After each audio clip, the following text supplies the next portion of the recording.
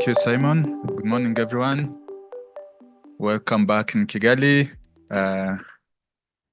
Thank you, everyone, for the contribution to our marathon to achieve where we are today. We've been running to launch a Mojaloop-based switch for the last 1 year.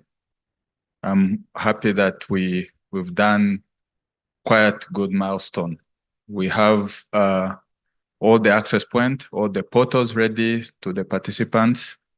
Right now, we are onboarding some of participants to help us to start real transaction on the switch. Thank you for Wiredin, for one of integrator to support us. Thank you for Mojaloop community to contribute to this journey, and also our funders, Get Foundation, African Enda, AFR. Without further ado, I would like to invite my team to take you through the journey, and we'll leave a few minutes for question and answers. I have a couple of technical team behind there to answer your questions. Over to you, team, for the demo. Thank you very much. My name is Promes. I'm a product manager at Rswitch, and I'm working as a product lead on this specific project. So we're going to show you what we have done.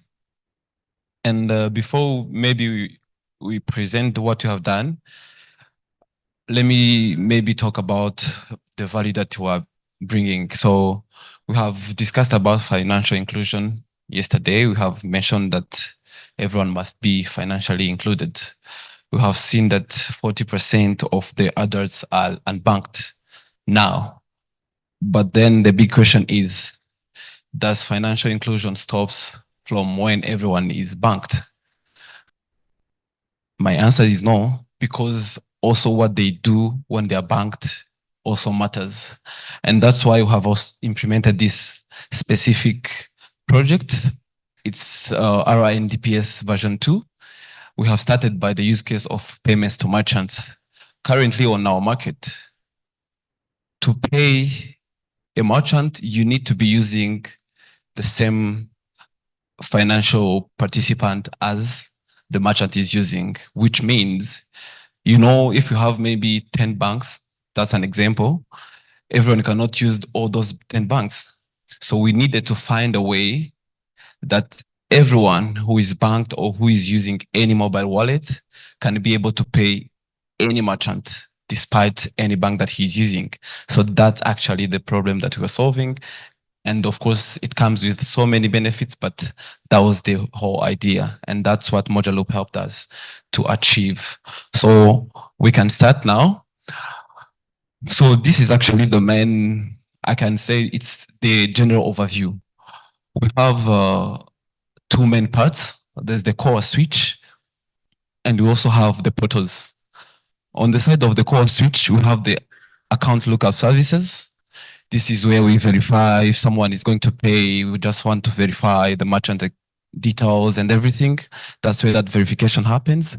We have the central ledger, where the accounts of participants are being managed. And we also have the scheme adapter, where this part helps us to just route all the traffic of the switch. And then on the other side, we have the portals. We have the hub portal. We also have the participant portal. The hub portal is actually for us, Rswitch, as the scheme manager. And we also have, of course, participants. We also have their portal. So going forward, and see the main features in the switch. Actually, on the hub and also on the participant side, the only difference on the features is that on hub, we are able to register DFSPs. This is where all participants will be registered on DFSP on our hub portals. But on the side of DFSP, the only difference is that DFSPs are now able to register merchants. A hub cannot register merchants. Also, DFSPs cannot register themselves. So we register DFSPs and DFSPs register merchants. That's the only difference between their functionalities. And then what you can do here is that we have the user access management transaction where you can view all the transaction. We have the reconciliation tool. We have the dispute management. We have the clearing and settlement tool, everything. You can see dashboards and everything. And the beauty of this is that we want even senior managers in the companies, in the DFSPs won't be asking the data guys, give me the data, give me how many transactions that we have done. They will have the access on these portals and they will be able to see everything that is happening on their side, especially, of course, on this transaction that is coming through eCash. So that is actually what we have done. These are the features, main features. I will show them to you in the system. And then, of course, next, we have started with the 2M or payment to merchants. We will do so many use cases. And of course, in our plans, we are also planning to migrate even the P2P data to the Mojaloop. But we have started by P2M. So in P2M, we have the customer initiated, where the customer is the one going to initiate the payment to the merchant. And we also have the part where the merchant is the one to request to pay. You request to pay the client and the client provide the authorization and then the payment goes through. So these are the two that we are going to show today. So without taking too much into slides, let's go directly to the demo.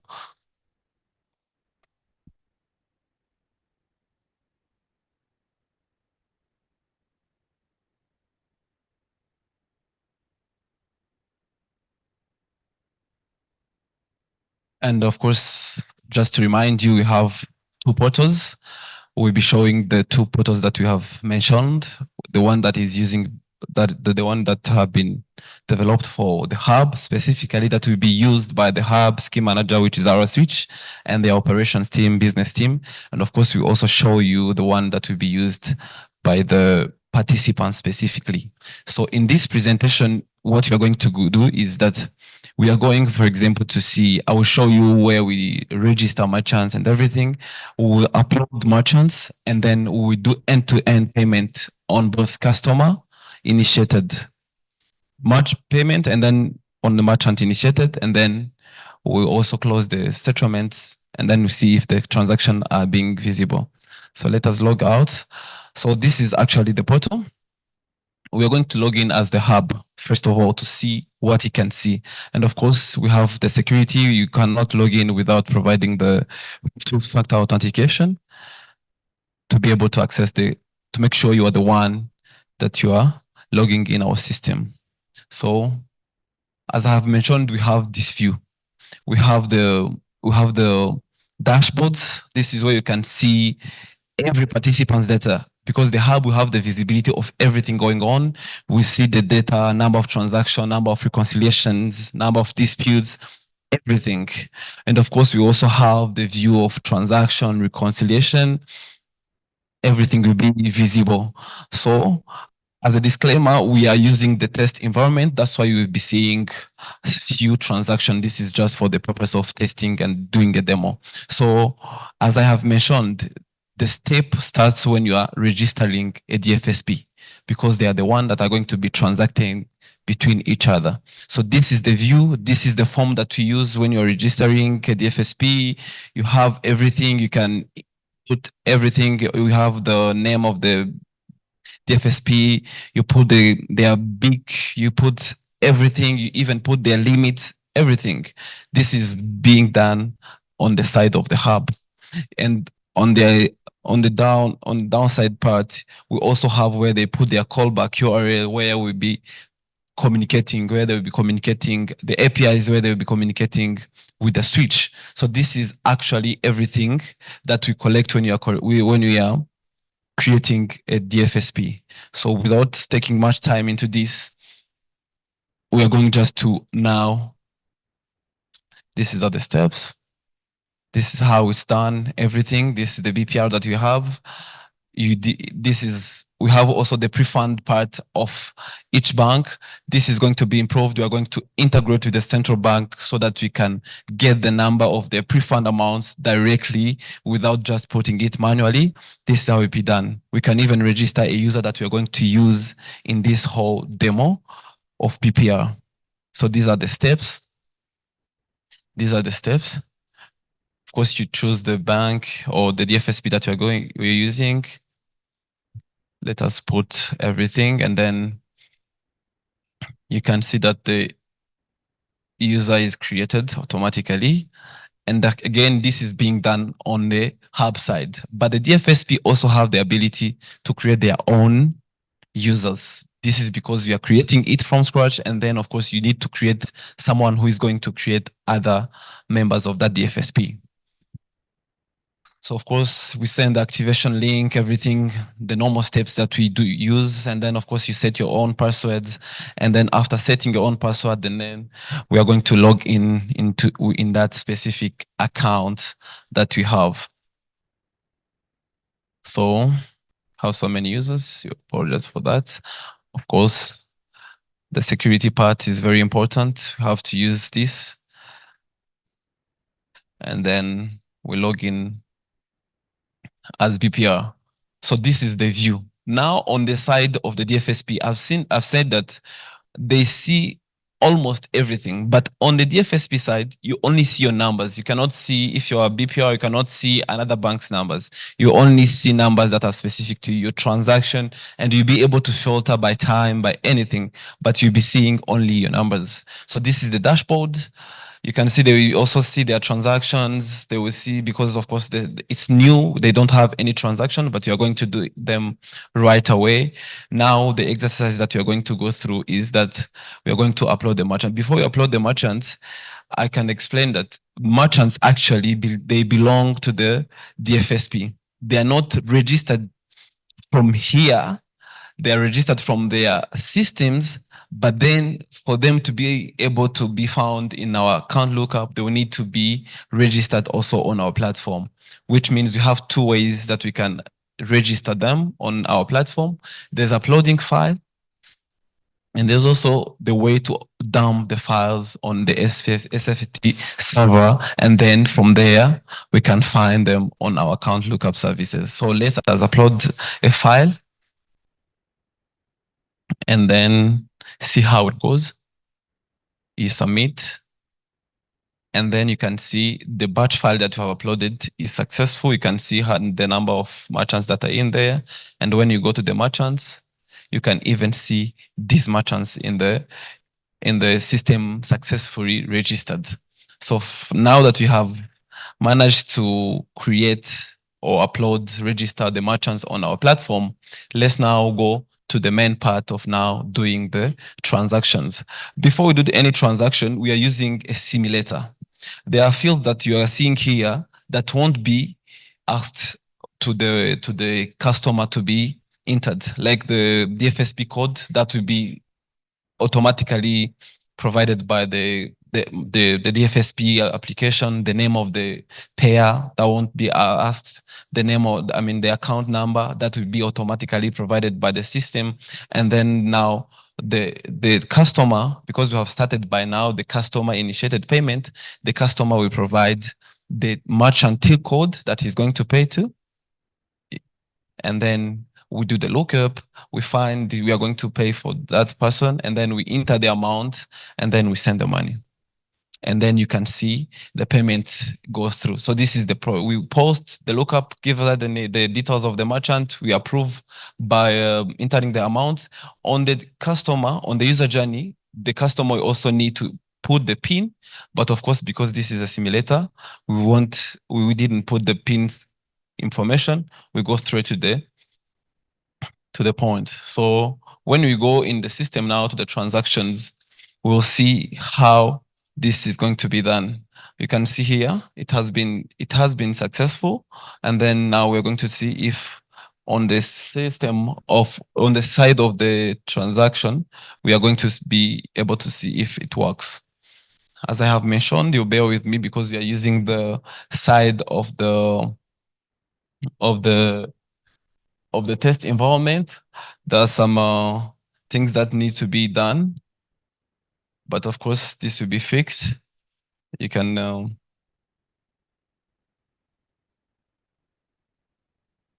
are some triggers that are actually not deployed currently, but that will be done. that is going to be done manually, and then the transaction is going to be seen as completed because we refresh. We see it's completed. So there's a missing trigger that will be done. We apologize for that. So when we do that, we can also try even the merchant initiated, the one for RTP, so that they can see the steps that we are going to be using. So this is the merchant initiated, where the merchant will be the one now to initiate the payment. So as I have mentioned, most of these fields are not going to be provided by the merchant because the FSP codes, the name of the payers, everything will be automatically provided by the DFSP application. What the merchant will need to provide, you need to provide the account of the customer that you are requesting to pay, the amount that you want him to pay, and then you initiate the RTP. And then when the RTP goes to the customer or the payer, he's the one who is going to approve and give the go ahead to the payment to go through. You can send the RTP. And then when you send the RTP, of course, you post. And then the next step, when you go, when the RTP is sent, it's received, and then of course the customer need to provide the ability to initiate or to give the ability to act, to it's like to authorize the payment. That's what you can say. Can go to the RTP.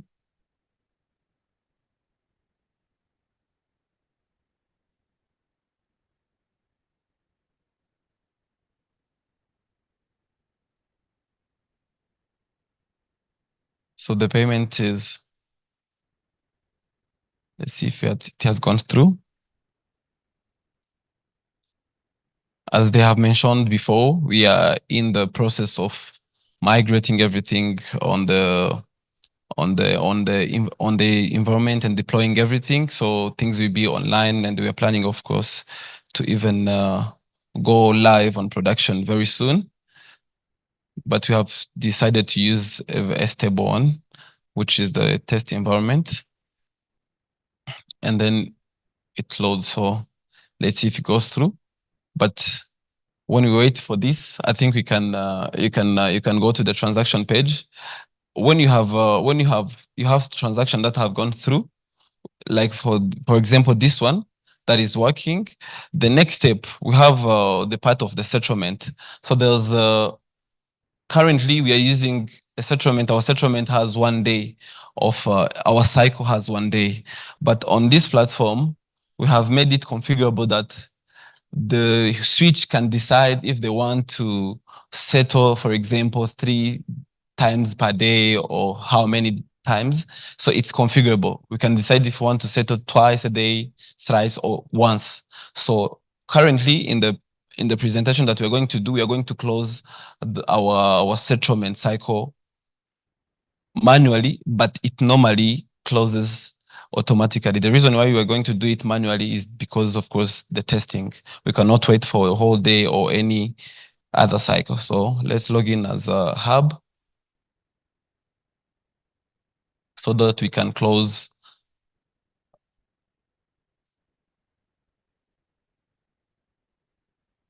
the security part is on both the FSP and also, of course, on the hub side. So when we go to the settlement part, you can find when we close and then you can see the one we have closed. You can see the amount of money that we have transacted. So when you have the view of the hub, you can see of course, all the FSP's documents. You can see the one for BK and the one that has been transacted by MTN. You can see the amount.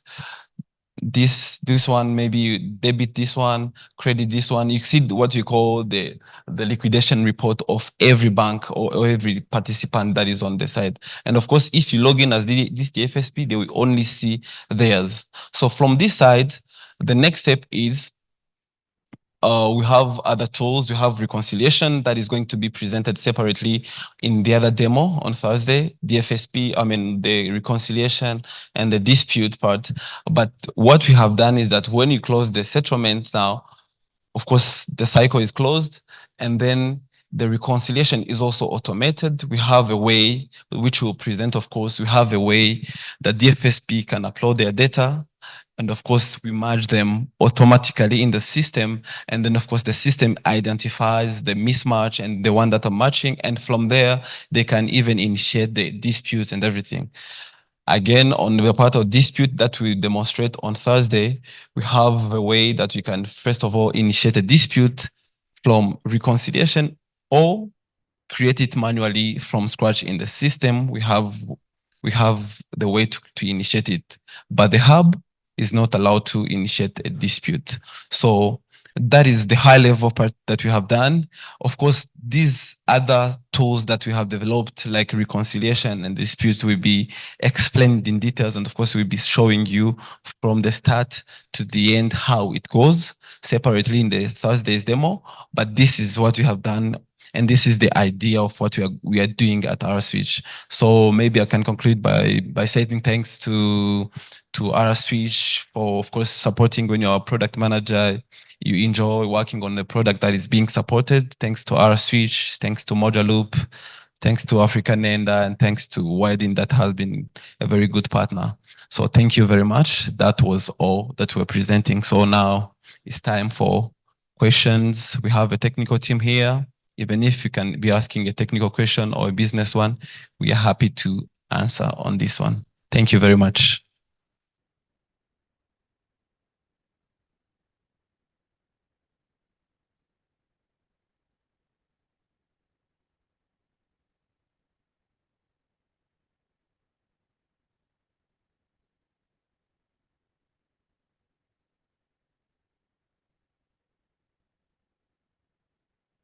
Excellent.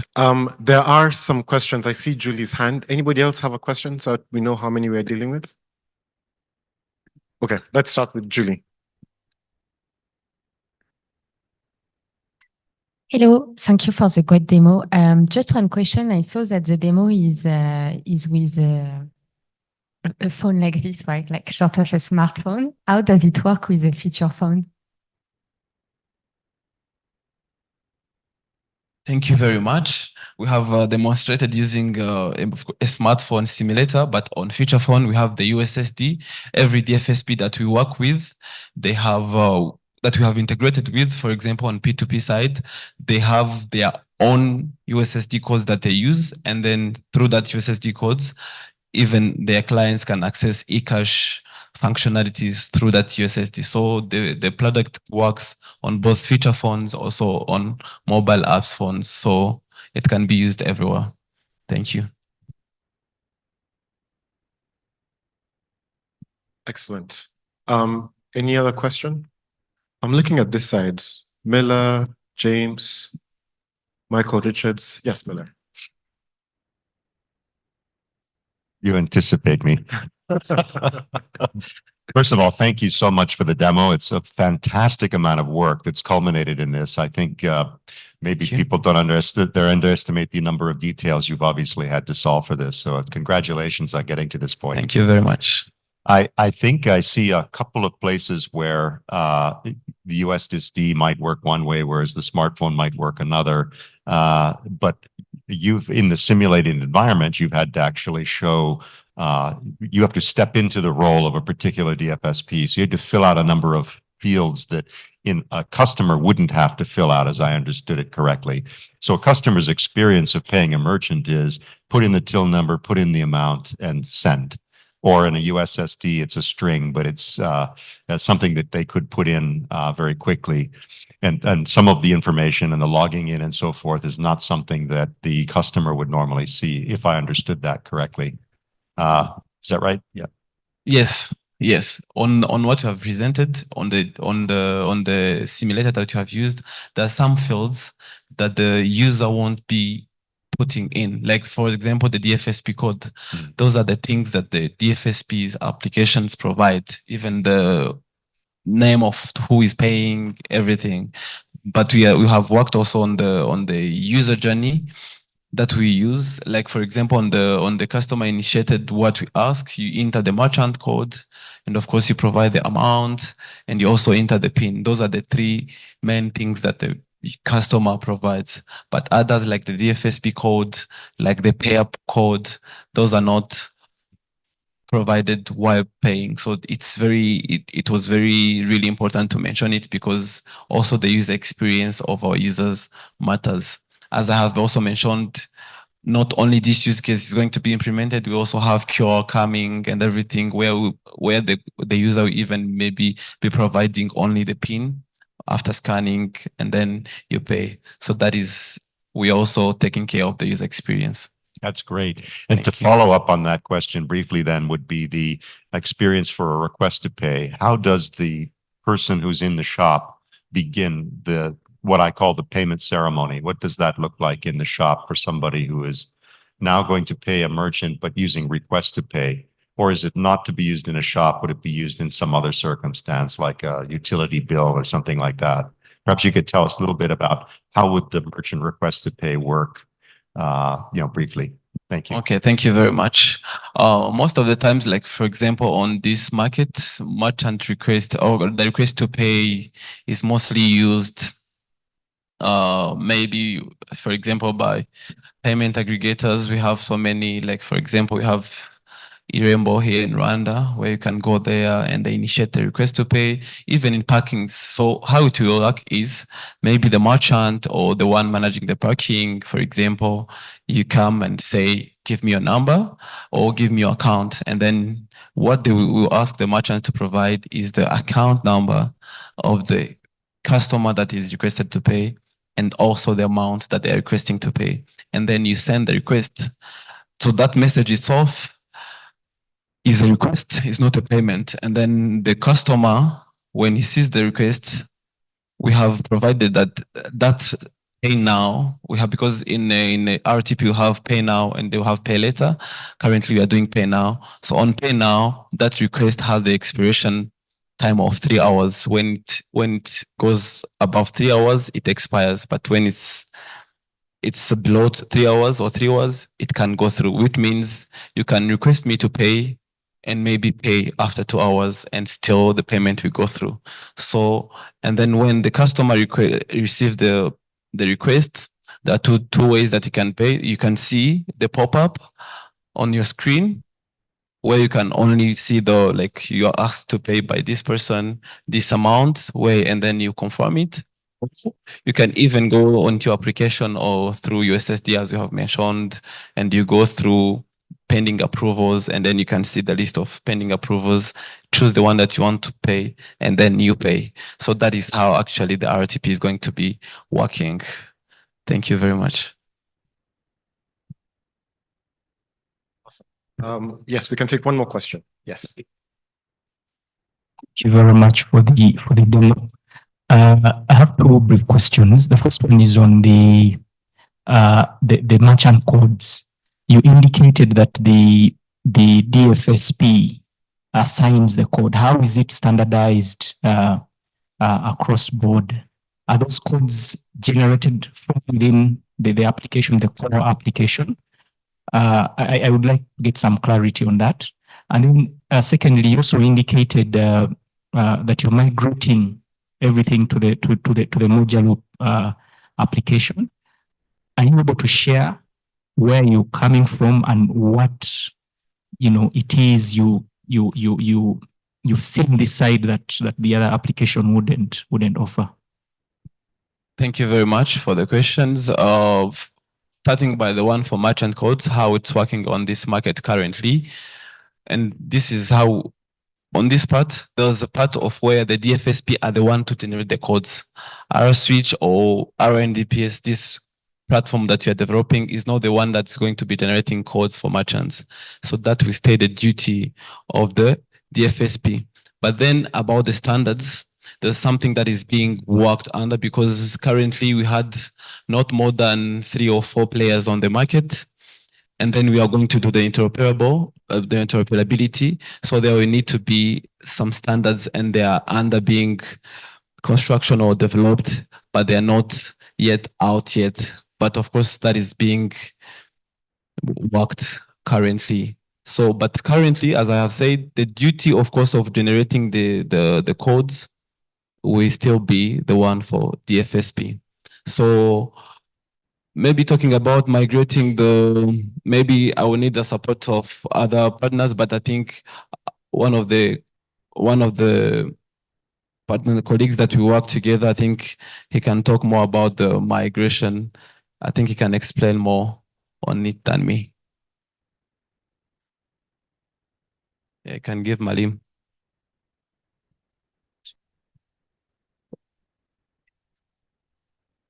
Yeah, thank you very much. My name is Mohammed from Rswitch. So I'm technology lead for this program. So just to answer on the merchant code. So we did a couple of considerations.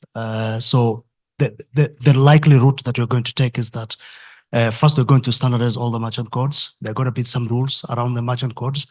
And what's likely going to happen is that we're going to have a prefix for each of the participants, and then that prefix will actually be assigned by the switch, and then the participants now will be free to actually generate a merchant code based on those specific rules. So that's the likely scenario that we're going to have on the market. So on the migration, yes. So what we're going to do is that again, we are going to migrate all the what you saw earlier on. We do have a centralized lookup system. That is the data we're going to migrate from the current switch to a new switch. We don't store value, so we don't see any balance movement at that point. But we do have the debit cap that will also move from the previous switch to the current switch. So I'm not sure if that answers your question. Absolutely. Thank you. Excellent. We can take one more question if there's one in the room. Yes, Mr. Michael Richards. Thanks. First of all, congratulations on a terrific demo. Thank you. I have a question about how this is going to work in the marketplace. So at the moment, as you say, a merchant has to have an account at each of the DFSPs where their customers have accounts so that they can pay.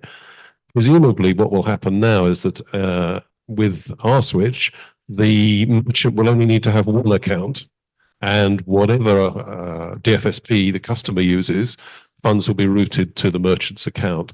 And that will mean, I guess, that merchants will be closing their accounts at large numbers or potentially large numbers of existing DFSPs. What do you think that process will look like? Do you expect there to be competition between the DFSPs to attract the merchant accounts? And if so, what sort of form do you think that will take? Thank you very much. You want to take it? Yeah, thank you. I'll take that. So yes, we actually see a scenario where almost every participant become an acquirer, and that's the wanted position. So the idea here is that we want anyone to be able to pay anyone, and any participant should be able to acquire any merchants. So that actually gives the freedom for the merchants. If they're not happy with one particular participant, they can easily move to the next participants. So that is the kind of environment we're trying to create, and basically cascade the benefit to the end user. One supplementary question then, presumably with the prefix for the DFSP, for a merchant to move their accounts, they will have to move to something with a different prefix and get their merchant code reissued. So the merchant codes will not be portable in the way, for instance, that phone numbers are when you move between providers. Yeah, absolutely. So I think that is one area we consider, and that is one of the drawbacks that if we as a switch don't actually generate the merchant code. So, but then on the other hand is that if we as in this market, there are special numbers we are looking at, right?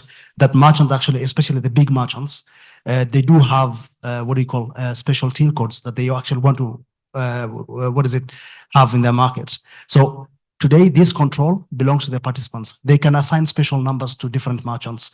Now, if we are the ones actually generating the code, so we kind of balance the two. So it's more of give and a take. So on one hand, yes, you cannot move with a TIN code from one acquirer to another acquirer. But on the other hand, the market actually loses that control, and we actually have it as a switch. So it's a very active conversation we're having right now, and I think it's something that we're going to engage the industry and see what is the best way forward on the two scenarios. Thanks very much.